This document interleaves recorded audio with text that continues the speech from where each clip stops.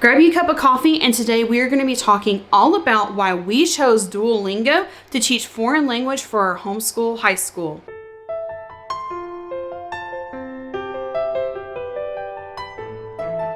Hey everyone, so today we are talking all about Duolingo. Duolingo is a free app that you can use to teach foreign language. So a lot of people found it during 2020 because it became a fun thing to do while we were all at home, but I found that it was an actual better program for teaching foreign language than any other program that I could find.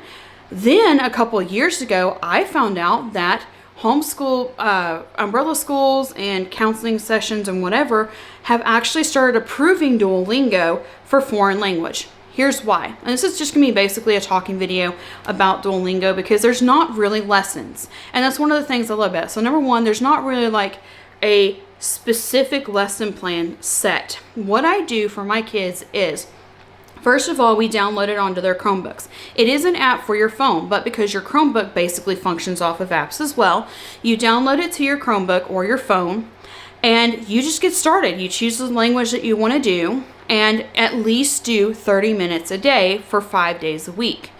And yet, no, we don't actually do it 5 days a week every single week, but there are like ways you can play games and do stuff on the app where you can like pause it for additional days if you need to.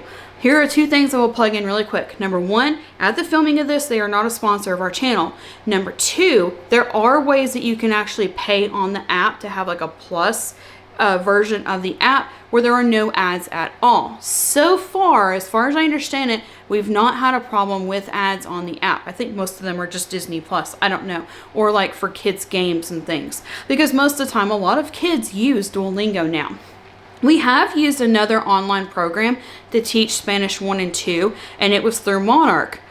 And one of the things that I find for foreign language courses, like paid courses for foreign language is, now, I understand that you need to know the culture where these languages are coming from, but my personal opinion is sometimes they get so focused on making sure that the study of these cultures is in these courses that they focus way too much on that and not on the actual language you're trying to learn. And with my child, the one who's taking Spanish 4 right now with Duolingo, she needed to learn that because her goal is to become a missionary to South America. So she wanted to actually be able to speak the language to them. And I think, looking at Duolingo versus the Monarch one, and it's not bashing Monarch, it's just Duolingo, she has learned way more communication language versus I know how to say this thing to you, but I'm going to sound like a robot while I say it.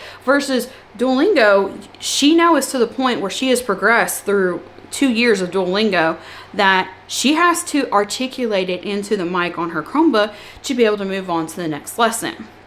So that's kind of like one of the reasons why I like Duolingo, is because it's not just... And there are cultural things that are tied into it. That's what I love about it, is that she's also progressed to the point now, the cultural stuff is there, all the cultural information is there, but it's done to where you're learning the culture while communicating with them, which is how you would learn it in a natural setting anyways. Like if somebody came to Tennessee, you're not just going to come in and read a history book and then go out and explore the mountains and say, I know all the culture of Tennessee. You're going to get out and talk to people and hear their stories and learn about things like when the Cherokee were here, and learn about the railroads and talking about the national park becoming a national park and how that changed the cities around the national park when people moved down from the mountains. And those are things that you learn whenever you talk to the people here. Well, that's how Duolingo does it, is that they will learn things in the program.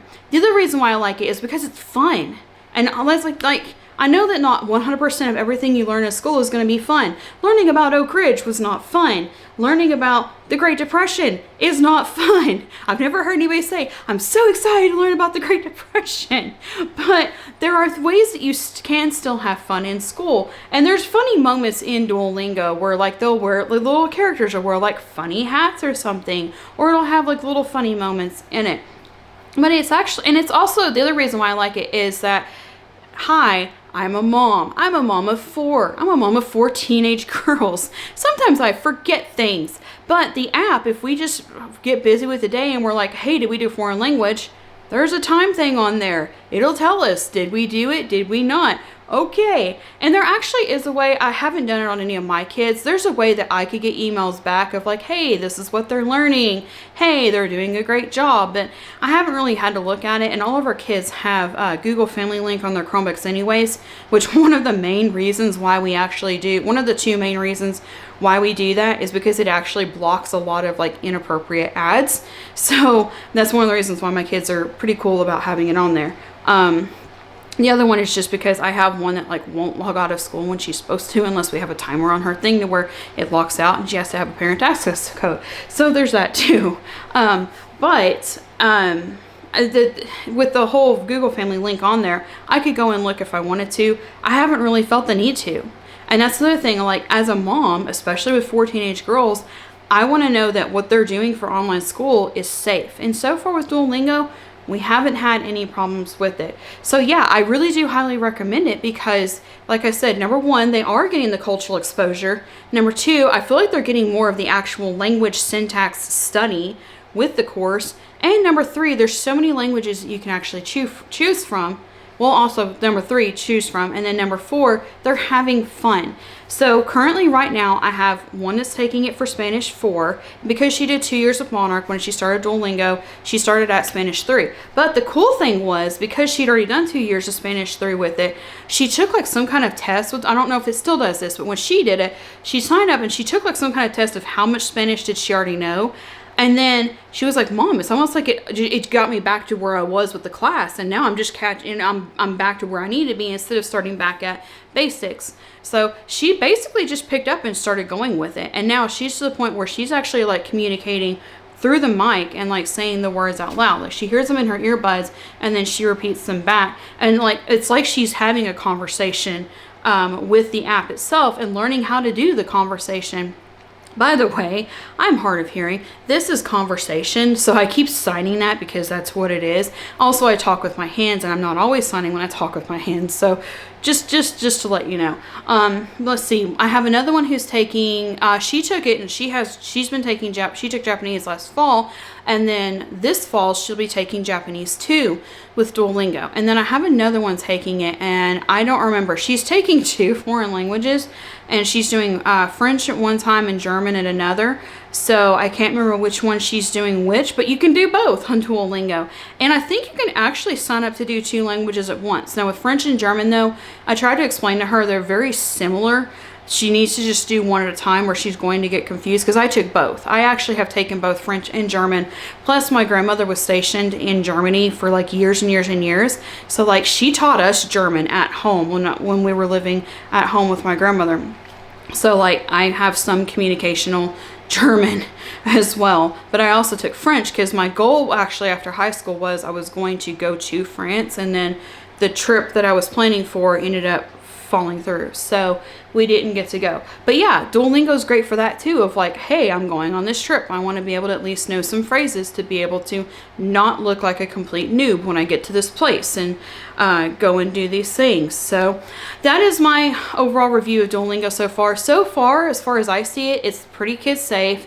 My kids have actually been enjoying it, and they've been learning the languages that they need to. And if you don't want to pay for it, it's a free source. And come on, homeschooling is not cheap.